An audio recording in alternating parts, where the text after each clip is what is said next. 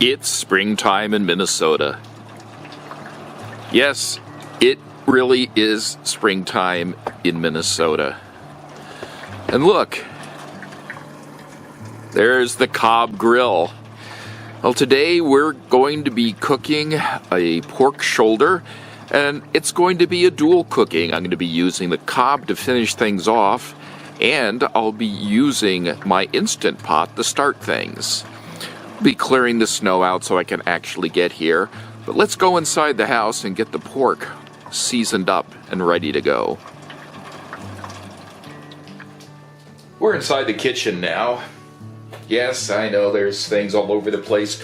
Moved from our nice big kitchen in our nice old 1901 house. Now we're in a house that was built in 1870, and soon this kitchen will be remodeled. What I'm going to start out with first is making the barbecue rub. And of course, the thing to remember about barbecue rubs is there are no rules. Other than you want some salt in there, you want a little bit of sweet, and you want a little bit of spicing. And what that spicing is, it's up to you. So, we have a nice assortment of things here, our nice little pretty looking blue bowl.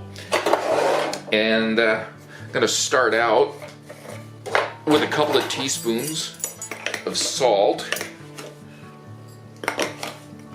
That in there. I use this real salt. It's actually from Utah. And yeah, I know, salt is salt is salt is salt.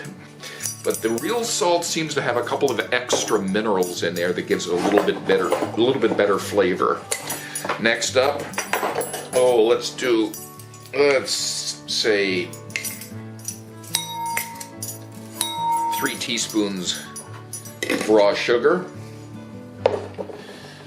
And now we start adding the goodies. I'm going to start out as a base using some of Penzeys Barbecue 3000. And I'm just going to start dumping things in here because the way I work is, I call it the ever-evolving barbecue rub.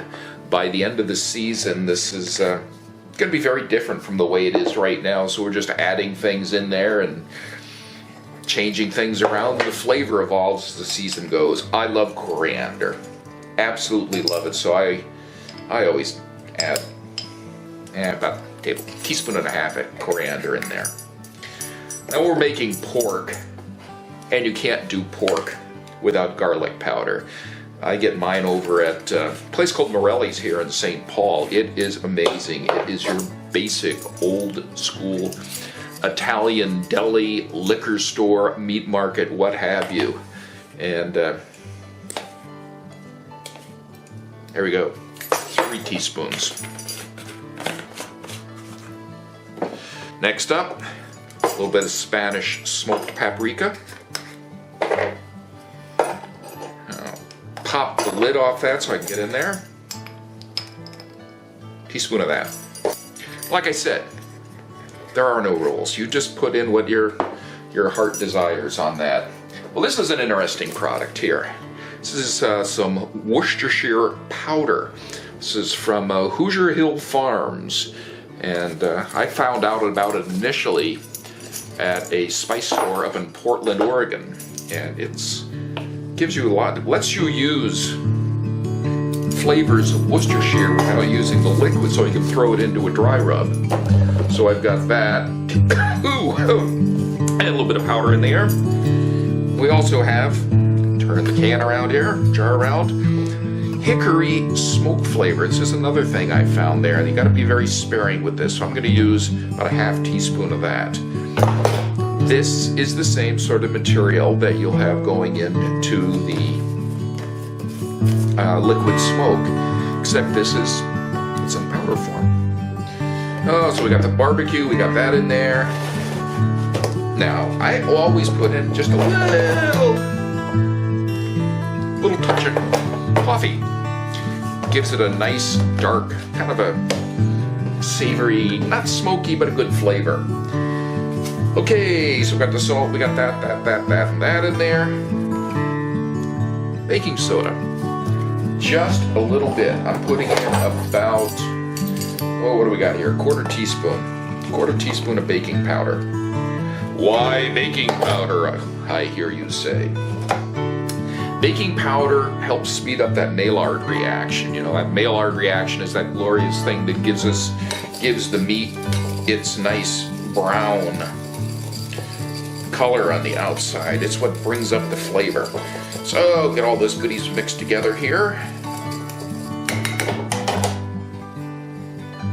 Look at that, I learned this on watching cooking channels, cooking shows. Just pop it over there, and then we do the taste. Ooh, that's yummy. And I will now go in the refrigerator and pull out the pork, and we'll get it all seasoned up. We've gotten the pork out of the refrigerator now, sitting right there. Here's our rub. And the first thing we're going to do is dry off that piece of pork, because we want to put the rub onto dry meat, so we don't want a liquid surface there. So we're just gonna take this pork here and just kind of pat it dry. So this is probably 2.5, 3 pounds. Gary, why aren't you weighing that exactly?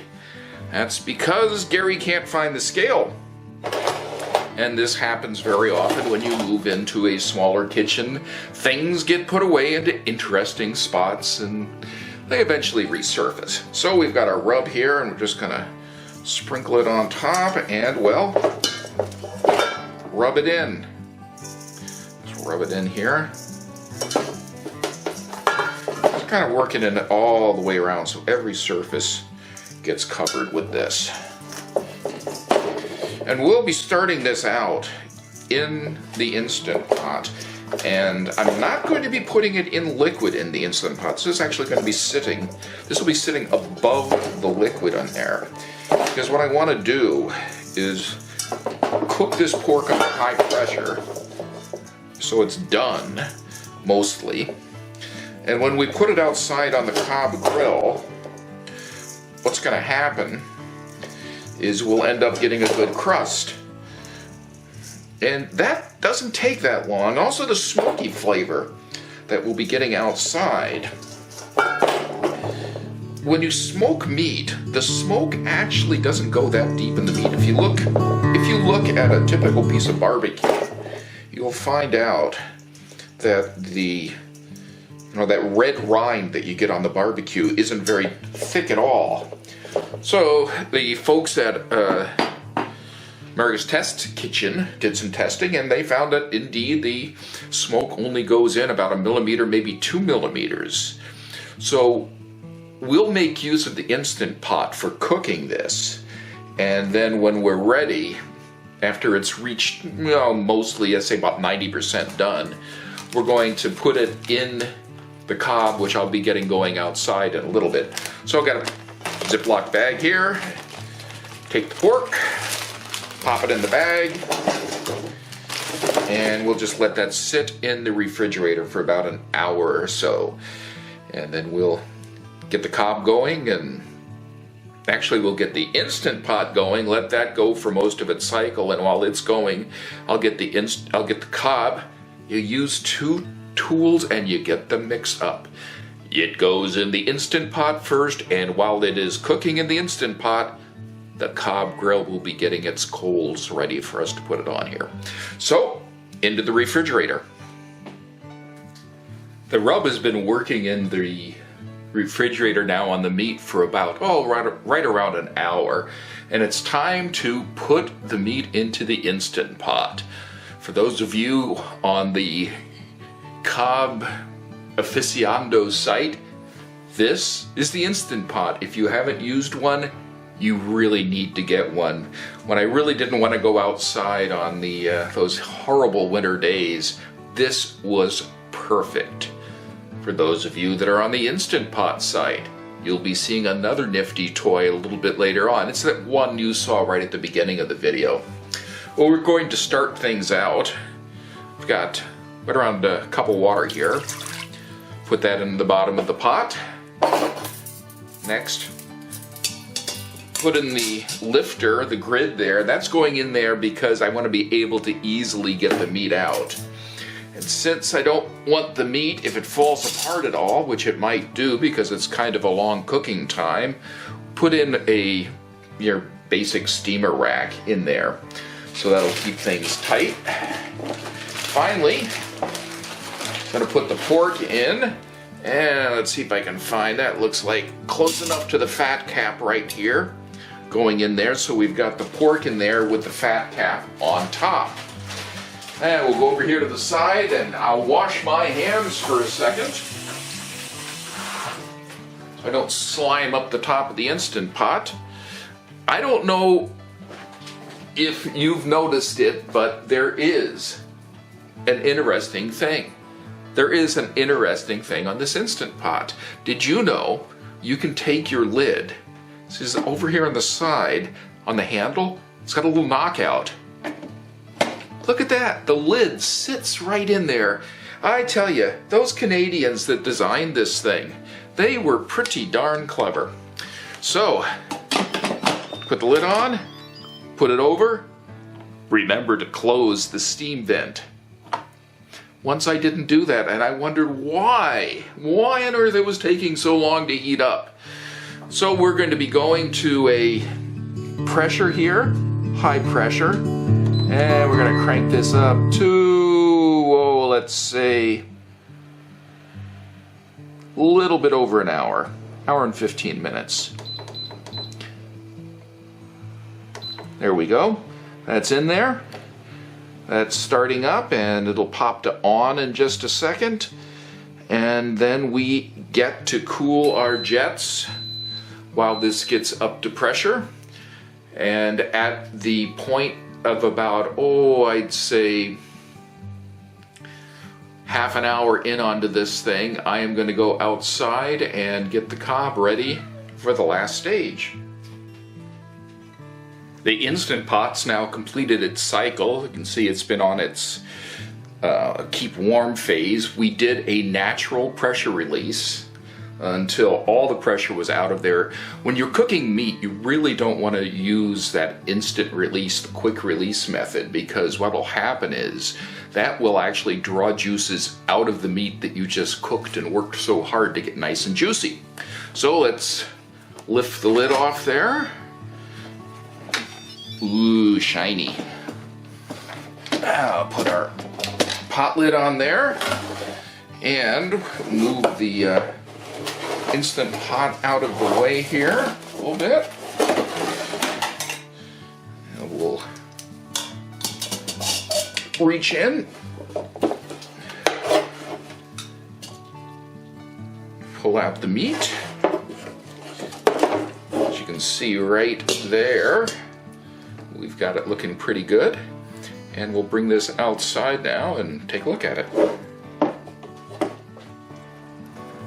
And we're now outside, and you can see we got a really, warm, really good bed of coals here on the Cobb. And we're gonna put a smoke packet on here. This is actually aluminum foil. I've got a bunch of wood pellets in here, and what's going to happen, that's going to heat up, and it's not putting the wood chips directly on there because I don't want a ton of smoke on it. This will slow the cooking down a little bit. Put the horribly dirty cooking surface on, which we won't be using. Put the grid on it next.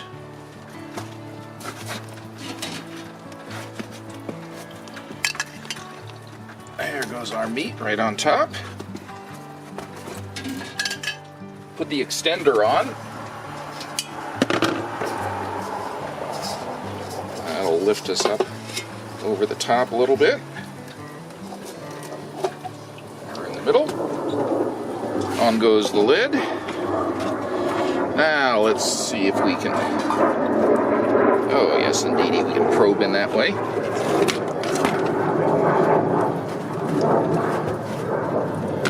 And realizing we can't see all the way, there we go. Now you can see the temperature probe going in there.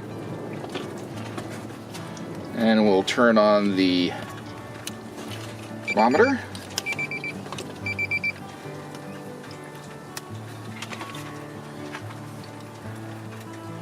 And our current meat temperature is 169 degrees. So, to remember, we want to end up with probably about 190, which is the perfect thing for pulled pork.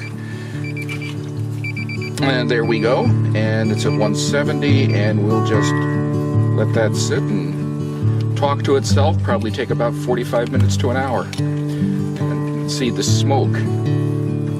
Smells good. Still already starting to come out of there. So we are now cooking away on the fabulous Cobb Grill. We'll be back in a little bit.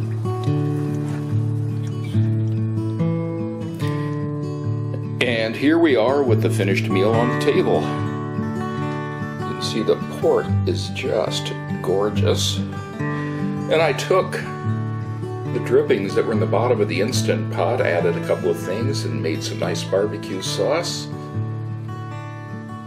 Baked beans, of course. So there you have it. The dinner, 2 parts, Instant Pot followed up by the Cobb. And I think this is a keeper. Thanks for watching.